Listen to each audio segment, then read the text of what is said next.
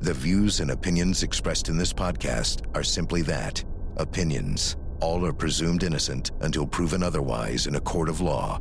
Sensitive topics are discussed. Discretion is advised. It was a moment that shocked everyone. Charlie Kirk, a political activist, podcaster, and a husband and father of 2 small children, shot and killed on the campus of Utah Valley University in front of a crowd of 3,000 people. Charlie has been traveling the country for years, speaking to students and sharing his platform with people who disagree with him, engaging in public debate in the public square. And in the midst of exchanging ideas with a student, he was murdered. The alleged killer, a student from another school. Tonight, that student is under arrest and charged, and tonight we take a closer look at the timeline of events, the evidence, and how this case will develop inside a courtroom as we continue our coverage of the assassination of Charlie Kirk. I'm Vinnie Politan. Thank you so much for joining us tonight here on Closing Arguments. We've got a lot to get to, and we may have some things that happened during the course of this hour that will be new information relative to what happened to Charlie Kirk. So make sure you stay with us. Let's begin by saying this is absolutely a tragic loss, the assassination of Charlie Kirk, on many different levels. And of course, it begins with his children, his wife, and his family. Now, we may hear from his wife sometime this hour. There is talk that she may, in fact, come out and speak publicly for the first time. So if that happens, obviously you'll see it and hear it right here. But the tragedy really, to me, goes beyond that, because where it happened, at a university, in front of all the young people that are there, in a place where we are supposed to be able to air our ideas and debate our ideas. That's the whole point of college. I mean, that's the whole point of it to begin with. And for him to be silenced in this way at that time is the next level of this tragedy, beyond what has happened to his family. Now, let's talk about the investigation here and how this went on, this manhunt. One of the first things that we saw was this blurry image of the suspect. This is after the first 2 catch and releases that happened, right? Early on, a man was dragged. It wasn't him. Then a second person was taken into custody, questioned, and released. Then we got this image. It was a little bit blurry, but it seems that if you knew the person, you may very well recognize them, despite the nature of the image itself. So we saw that. Then they're still looking for help from the public, and then they released the rooftop escape video, which was dramatic, but definitely was able to paint a clear picture of what happened. The shooter was on a rooftop. There were reports of that, and this basically confirmed that the shooter somehow had gotten on the roof to get an angle, to take that single shot, to take Charlie Kirk's life. And then it was all about the escape and the chase and the manhunt, and he sort of scaled halfway down that wall and then jumped the rest of the way, and then basically ran off and took off. But now we know that he's in custody, the suspect. There's his mugshot. There's no more manhunt tonight. Now the investigation, they're digging into it. But what we learned today is kind of how this happened, where the suspect was earlier in the day, what happened, the timing, and when he left. And what's interesting when you kind of go through this is to see how easy it seemed to be for him to pull this off. Obviously, he's gotten caught, but to be able to do what he did and take the life of Charlie Kirk. So let's begin by listening to the governor, who's kind of been the spokesperson for all of this, the governor of Utah, Spencer Cox. Investigators reviewed additional video footage from UVU surveillance and identified Robinson arriving on UVU campus in a gray Dodge Challenger at approximately 8:29 a.m. on September 10th. in which he is observed on video in a plain maroon t-shirt, light-colored shorts, a black hat with a white logo, and light-colored shoes. So you heard the description of the clothing. That's not what he's wearing here. So there is a change of clothes. So he arrives in the morning wearing the light-colored shoes, black hat, white logo, could be similar, light-colored shorts. And then there is this wardrobe change, and that's what we see him in here in these images that were taken and disseminated. So this was part of the plan, right? This was not someone who was planning on getting caught. He was taking measures to detect being caught. The change of the clothes. Take a listen here again to the governor. When he's first spotted on campus, he has different clothing on, and then he changes clothing on the roof, and then changed back into that clothing at some point, so that when he was apprehended, when he was arrested, the clothing matched the clothing he had on before the shooting here at UVU. So the clothing that he was wearing as the shooter, and the governor said he changed on the roof, but it seems those pictures were taken before he was on the roof, because as he jumps off the roof, that's when he's leaving. But when he is caught, when he is apprehended, he has changed back into those original clothes that he was wearing, the light-colored shorts. Now, as we continue to sort of track what happened here, he gets into the university, is up on the roof, and this is the moment. Again, we're not going to show you the moment of impact, but I want to sort of paint the picture once again of what is happening in the moments leading up to the shooting of Charlie Kirk.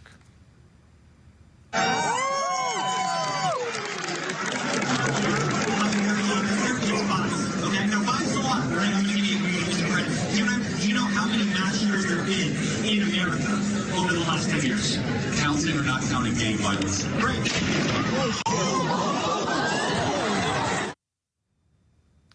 So that's at about 12:20 or so, and then just a minute or so afterwards, all the attention now is on the rooftop, and you'll see a very small figure running across. This is the video that was released. Look at the top of your screen, the top right. Now it's going to zoom in, and there you will see him. And if we could drop the words on the screen so we can see the video. As he's climbing down, then you'll see him jump all the way down, and he's carrying something with him, and it appears that may very well be the weapon. Take one more look at it. Again, attention to the top of the screen. You'll see a very small figure running across. So he was on the sort of catty corner from where he exits that roof. And that's like the one area where you can get a clean line of sight to where Charlie Kirk was. And again, it was just one shot that did it.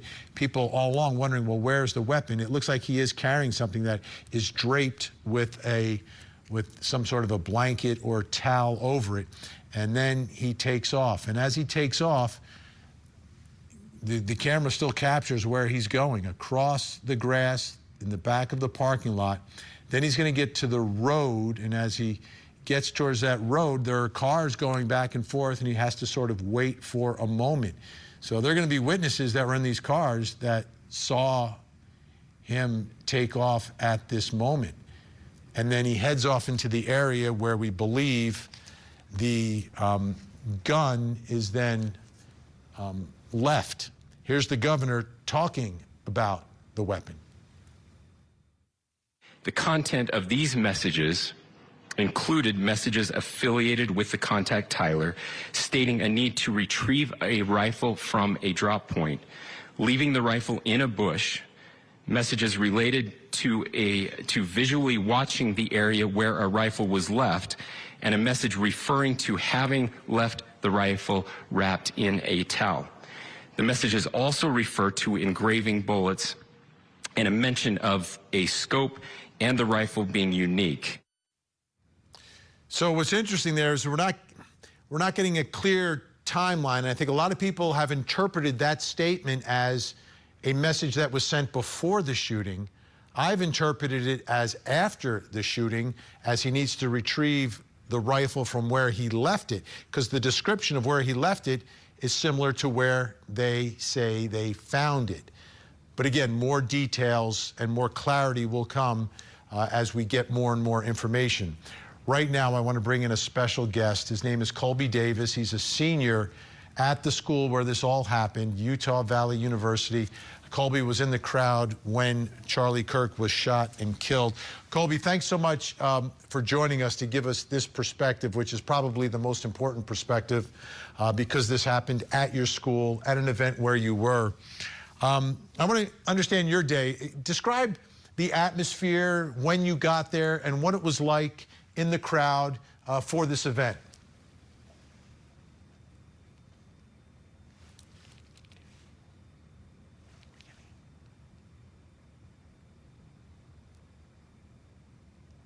I think we're having some trouble with your audio.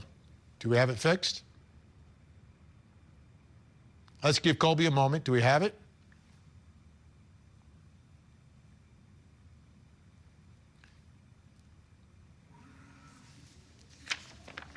All right, we'll wait for Colby's hooking up the audio right now, so it'll just take a moment, folks.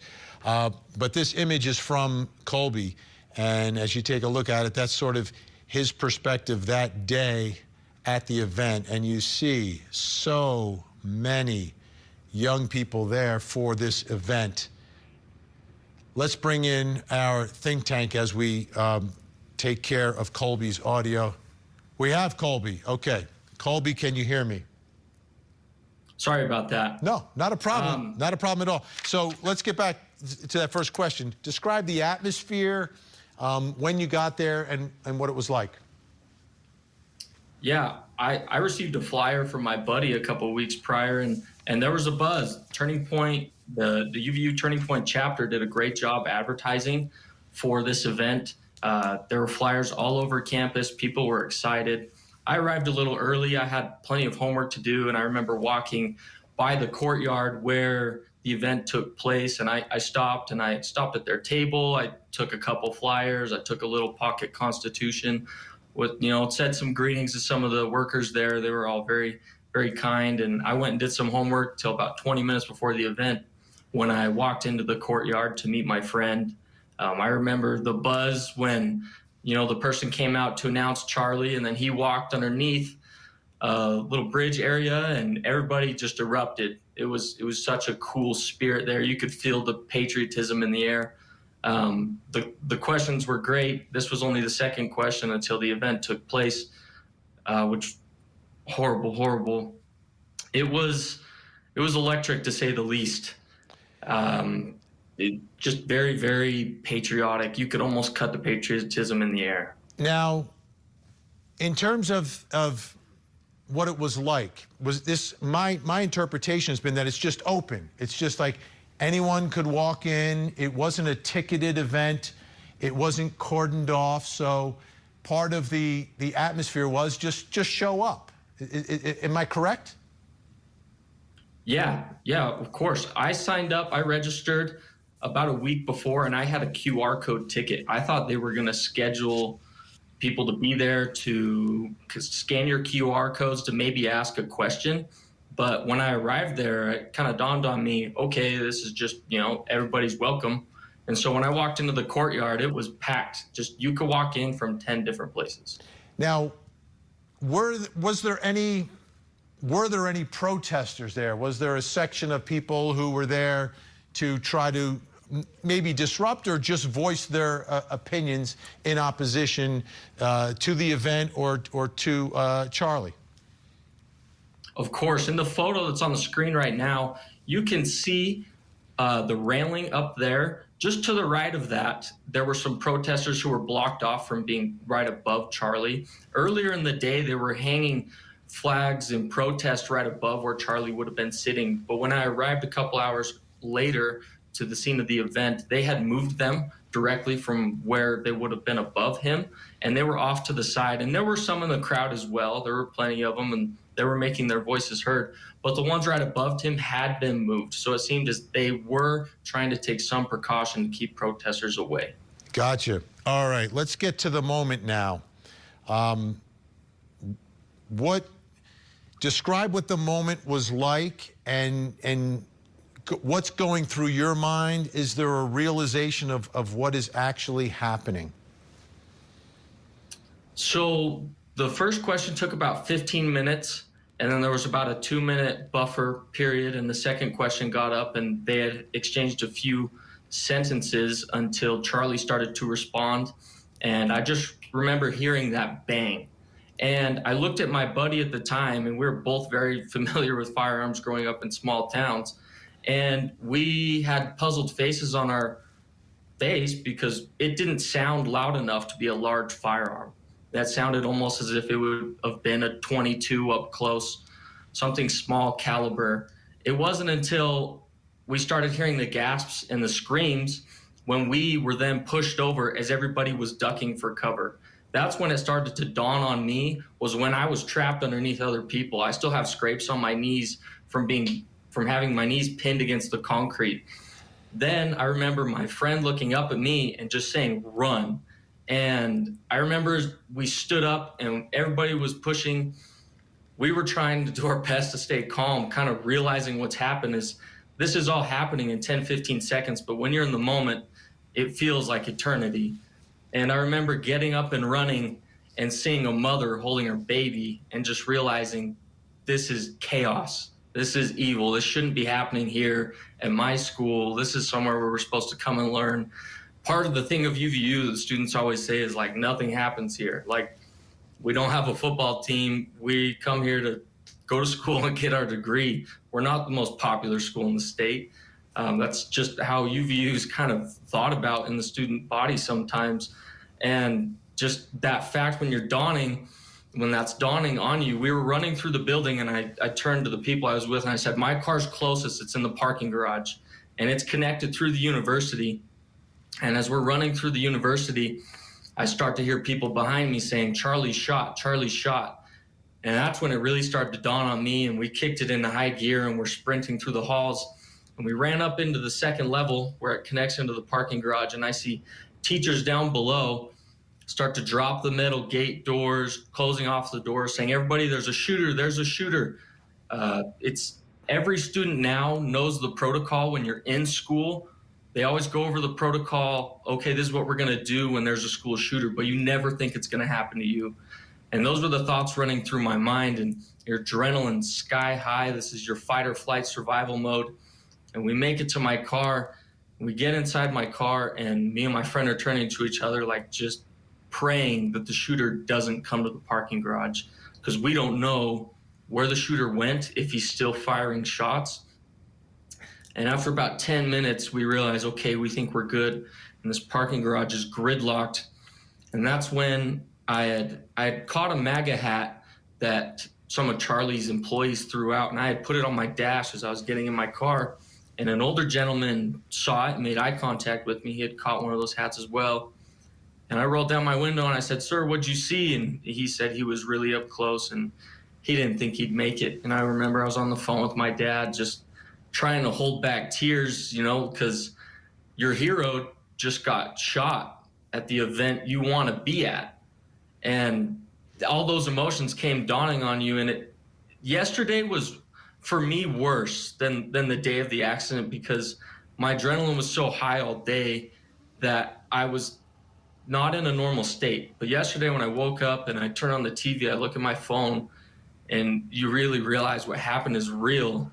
You kind of start to get emotional, and something I'll never forget. It's changed me forever. I think this is America's turning point now. It's kind of ironic. That was the name of the movement that Charlie had started from the grassroots. Not only is this our turning point, but I believe we lost a future president.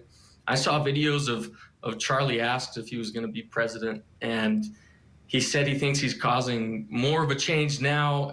It really looks like he's being humble, because he was such a humble person. But talking with some very close people to me, we all believe that we lost a future president yesterday. Well, Colby Davis, I appreciate you giving us that firsthand perspective of being there. I think it makes it much more vivid for folks who are watching tonight, and for the rest of us. Good luck in the rest of your senior year. No student body or university should go through this. It happened, and best to you and all your classmates. Thank you so much. Thank you so much for the opportunity. All right. All right, folks, we got a lot more to get to this hour. Coming up next, how did they apprehend this killer? Plus, coming up next hour. Tonight on Vinnie Politan investigates. 2 law enforcement officers are married. One is cheating. The other is shot and killed. Is it murder or suicide? Tonight, we investigate. The Court TV podcast will return. Welcome back. We're going to take you out live to Washington, Utah right now, where Scripps News Group reporter Alyssa Bethencourt joins us from the suspect's family's neighborhood. Alyssa, thanks so much for joining us. What's been going on out in the neighborhood on the scene today? Well, Vinny, let me just say we've been here since early this morning when this news first came out. The early morning hours were relatively quiet. Of course, this is a pretty tight-knit community, so people were coming out just wondering what was happening. Almost instantly, police here were able to block off this street behind the home. But for the most part, things were pretty quiet. Things really changed around 3:50 this afternoon local time here in Washington City, Utah. That's when the FBI were able to enter the home and search it. And then just about 30 minutes ago or so, we saw them tow away the car that officials believe was used when he drove up to that university in Utah earlier this week. Interesting. So the car's been taken. Now, this home, this is his parents' home? That's what we're hearing. It's the family home of Robynn. We also got some video earlier today from one of our affiliates. Apparently maybe an apartment that's linked to him in some capacity, but for the most part, the majority of the police activity has been here outside of the Robynn home. Let me give you a look really quickly at what we're seeing. You can see there's an FBI truck parked directly in front of us, also a Washington City police vehicle. And this is pretty much, again, what things have looked like throughout the entire day, with the exception of what we saw 30 minutes ago when that Dodge Challenger was towed away. What's so interesting about this, Vinny, is the fact that we were surprised the car was there to begin with. We would have expected it to already be taken as part of the investigation. All we saw investigators do today was take photos of it, but really nobody was fingerprinting it until about 30 minutes ago, again, when they towed it away from the scene. Yeah, such an important part of the investigation, the vehicle, which the governor was talking about. How about, tell us a little bit more about this neighborhood in this part of Utah for folks like me who aren't familiar with it. I mean, it is as small as you can imagine, right? A very tight-knit community. We are in Washington City, not too far from St. George. I believe the population is around 90,000 or so in the entire area, but Washington City much smaller than that. When something like this happens, a person is arrested for this crime, something that has made international headlines. A lot of people have been coming, just wondering, wanting to see what the investigation looks like. And because it's a small town, a lot of people know the Robynn family, specifically Tyler. They shared with us a lot about the family. Some of them said they were incredible, that they're part of the Mormon church here and are very involved. Students and classmates of his coming up to us as well, just describing him as a pretty quiet and friendly person that never really spoke about politics, somebody that was in a car club, and just totally unexpected to see that he was the person responsible for carrying out this shooting earlier this week. But you mentioned some of the people that we spoke with. I want to go ahead and play one of the interviews that we got earlier today. Somebody that says they knew him for the majority of his life, and this is how they described him to us. Why? Why would he do that? Why?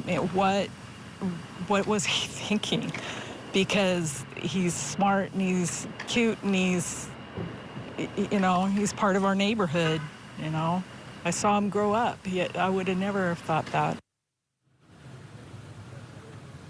Yeah, so I'm sure you just heard her, Vinny, say smart and cute, and that's pretty much what we've been hearing from a lot of people here today, aside from the fact that the majority are still in shock that he's the one responsible, again, for carrying out this shooting in Utah earlier this week with Charlie Kirk. But a lot of people still driving by. I'm looking down the street. Police, again, have put up this perimeter, but behind the caution tape, you can see a lot of people just curious about what's going on and where the investigation currently stands. Absolutely. Alyssa Bethencourt, thank you so much. Appreciate the reporting.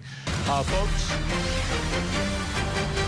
we have some breaking news right now. Erica Kirk, Charlie's widow, is speaking for the first time publicly. Let's take a listen.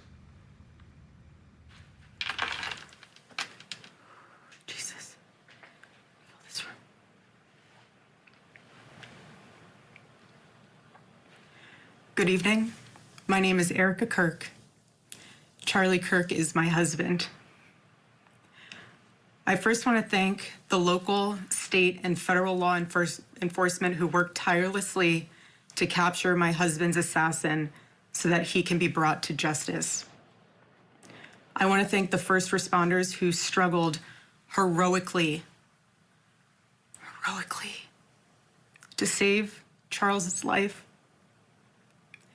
and the police who acted bravely to make sure that there were no other victims on that terrible afternoon. I want to thank the officers who have protected our Turning Point USA family these past 2 days.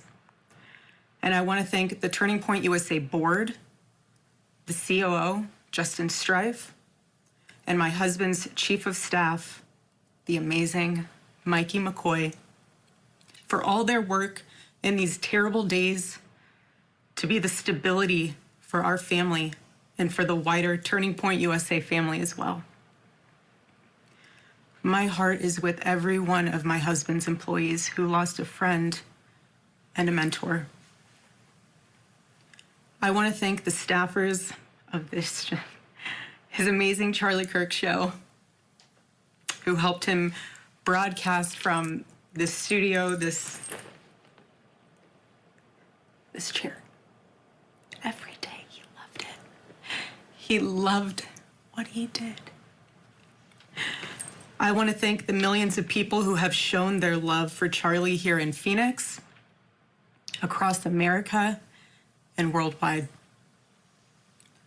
I want to thank my husband's dear friend, Vice President Vance, and his phenomenal wife, Usha, for their love and support.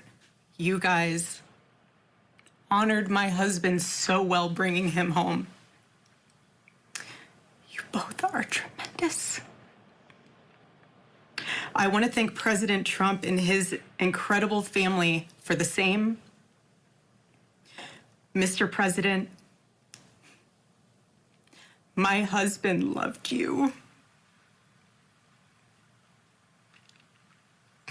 And he knew that you loved him too. He did. Your friendship was amazing. You supported him so well, as did he for you. 2 days ago, my husband, Charlie, went to see the face of his Savior and his God. Charlie always said that when he was gone, he wanted to be remembered for his courage and for his faith. And one of the final conversations that he had on this earth, my husband witnessed for his Lord and Savior, Jesus Christ. Now and for all eternity, he will stand at his Savior's side, wearing the glorious crown of a martyr. Charlie loved life. He loved his life. He loved America. He loved nature, which helped him always bring him closer to God. He loved the Chicago Cubs. And my goodness, did he love the Oregon Ducks. He'd want me to say go Ducks, so I have to since they play on Saturday. So go Ducks. But most of all, Charlie loved his children, and he loved me with all of his heart, and I knew that. Every day I knew that. He made sure I knew that every day. Every day he would ask me, how can I serve you better? How can I be a better husband? How can I be a better father? Every day. Every day. He was such a good man. He still is a good man. He was the perfect father. He was the perfect husband. Charlie always believed that God's design for marriage and the family was absolutely amazing, and it is. It is, and it was the greatest joy of his life. And over, he would tell all these young people to come and find their future spouse, become wives and husbands and parents. And the reason why is because he wanted you all to experience what he had and still has. He wanted everyone to bring heaven into this earth through love and joy that comes from raising a family. It's beautiful. Charlie always said that if he ever ran for office, I know a lot of you asked if he ever was going to, but privately he told me if he ever did run for office that his top priority would be to revive the American family. That was his priority. One of Charlie's favorite Bible verses was Ephesians 5, verse 25. Husbands, love your wives as Christ loved the church and gave himself up for her. My husband laid down his life for me, for our nation, for our children. He showed the ultimate and true covenantal love. I will never, ever have the words to describe the loss that I feel in my heart. I honestly have no idea what any of this means. I know that God does, but I don't. But Charlie, baby, I know you do too. I know you do. So does our Lord. And our world is filled with evil. But our God, you guys, our God is so good. He's so incredibly good. And we know that for those who love God, all things work together for good, for those who are called according to his purpose. Already I have seen the worldwide outpouring of love for my husband. I've heard the testimonies from people my husband inspired to get married, to start families, to seek out a relationship with God. It's the most important one of all.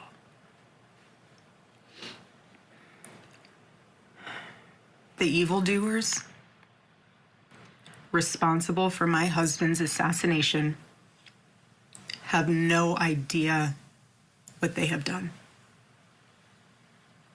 They killed Charlie because he preached a message of patriotism, faith, and of God's merciful love. But they should all know this. If you thought that my husband's mission was powerful before, you have no idea. You have no idea what you just have unleashed across this entire country. In this world, you have no idea. You have no idea the fire that you have ignited within this wife. The cries of this widow will echo around the world like a battle cry.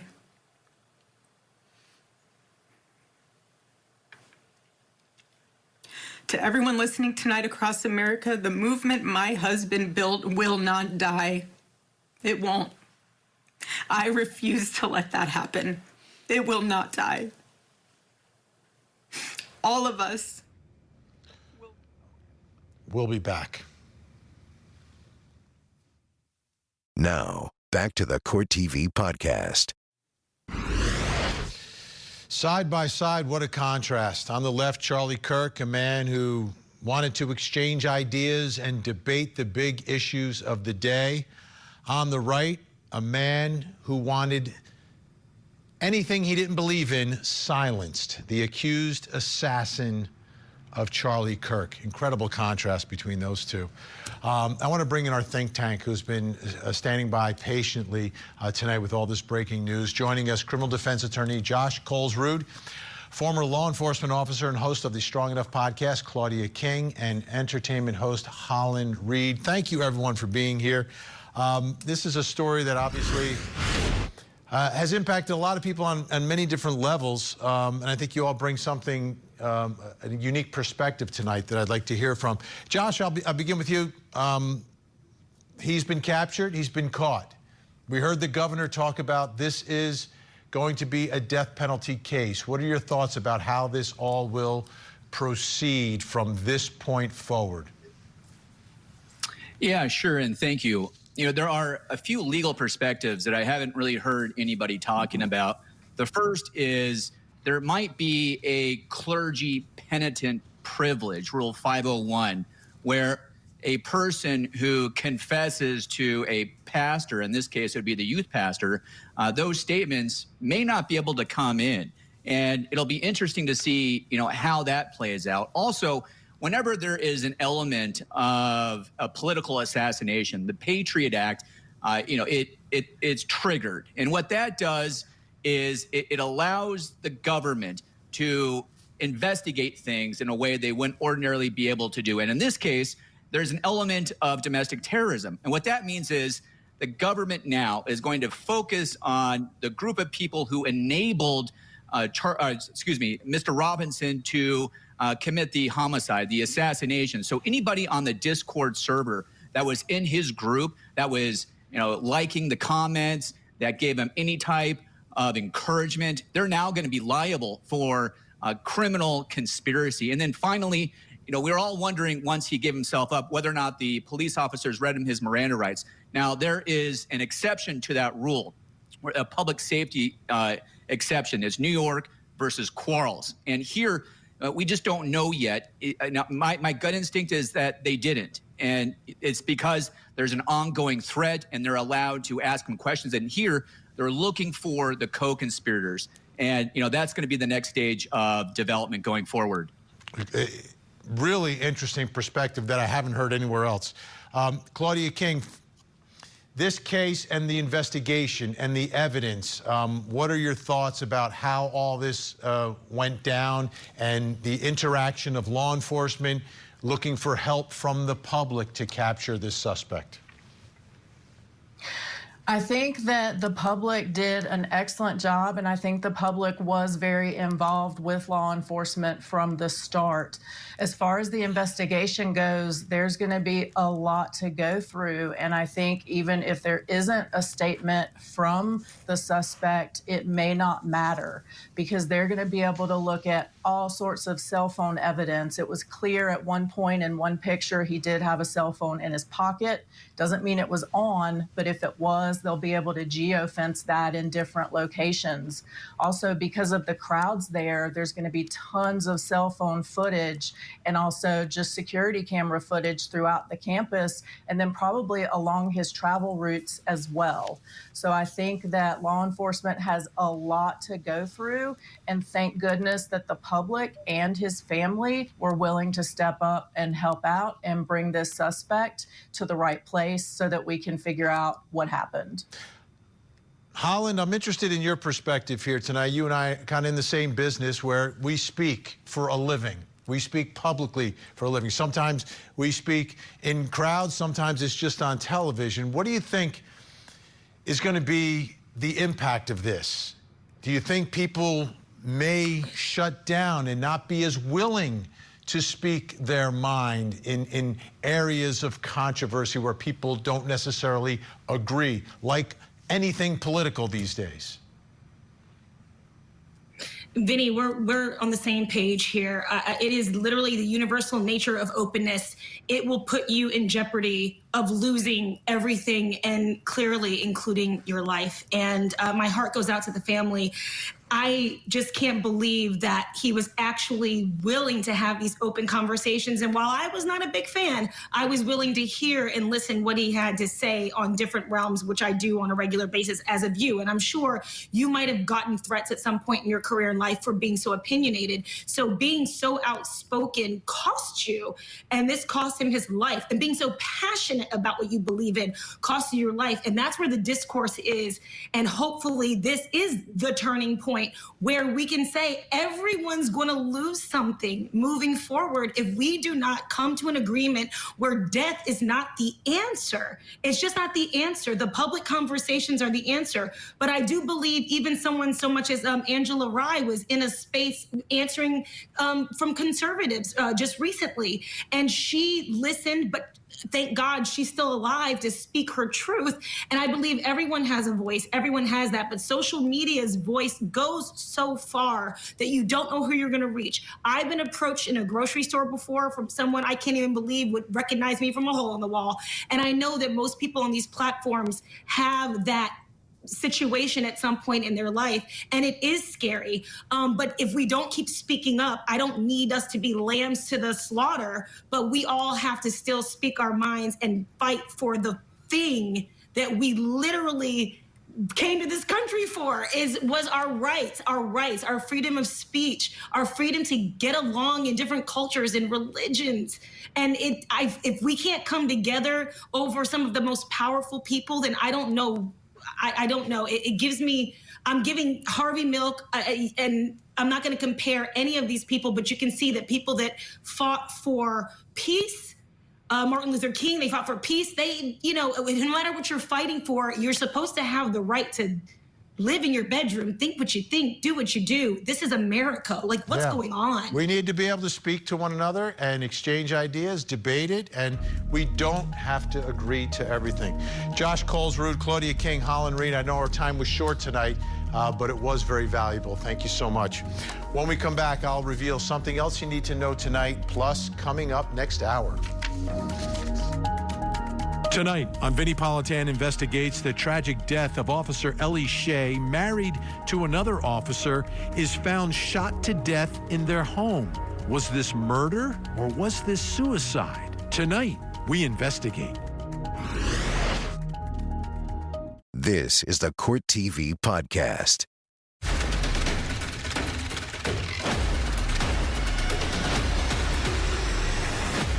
Welcome back. Time to reveal something else you need to know tonight. Let's take a look at the big board.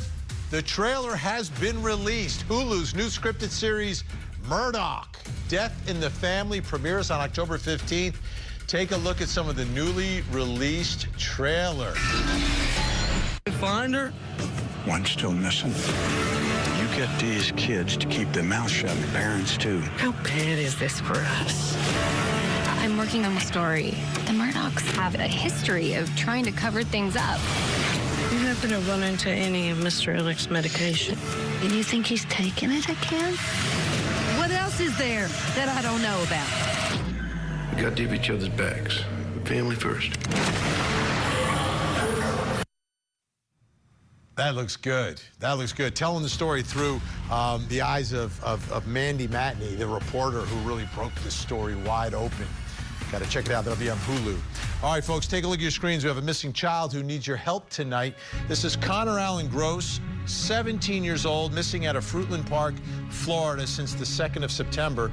If you see Connor, pick up the phone, make a call, make a difference. 911, 1-800-THE-LOST, or the Fruitland Park Police Department in Florida. That number's on your screen. Let's see if we can get Connor to a safe place tonight. Don't go anywhere. We have another hour of live true crime. Vinnie Politan Investigates is next. In the meantime, please don't forget to hug the kids.